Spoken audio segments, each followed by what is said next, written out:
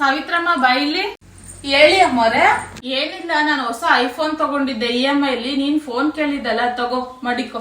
ಕೊಡಿ ಅಮ್ಮೋರೆ. ಸಾವಿತ್ರಮ್ಮ ತಗೋ ಸ್ವೀಟು. ಏನ್ ಕಮ್ಮೋರೆ ಸ್ವೀಟು?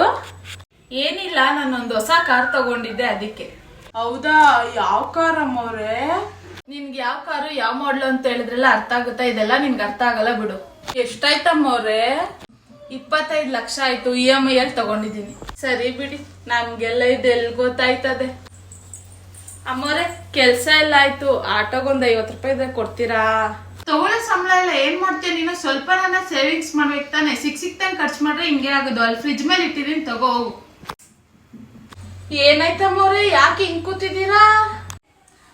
ಅರ್ಜೆಂಟಾಗಿ 2 lakhs ಬೇಕಾಗಿತ್ತು EMI ಕಟ್ಟಕ್ಕೆ. ಅಯ್ಯೋ ಅಷ್ಟೇ ತಾನೇ, ನಾನ್ ಕೊಡ್ತೀನಿ ಬಿಡ್ರಿ ನಿಮ್ಗೆ. ನಿನ್ನ ಕೈಲಿಂದ ಬಂತು ಇಷ್ಟೊಂದು ದುಡ್ಡು? ನೀವೇ ಹೇಳಿದ್ರಲ್ಲ ಅಮ್ಮವ್ರೆ ಸೇವಿಂಗ್ಸ್ ಮಾಡ್ಬೇಕು ಅಂತ, ಆ ದುಡ್ಡೇ ಇದು. ನಿಮ್ಗಾದ್ರೆ 2%, ನಿಮ್ ಫ್ರೆಂಡ್ಗಳು ಯಾರನ್ನ EMI ಕಟ್ಬೇಕು ಅಂದ್ರೆ ಅವ್ರಿಗೆ 5% ಬಡ್ಡಿ.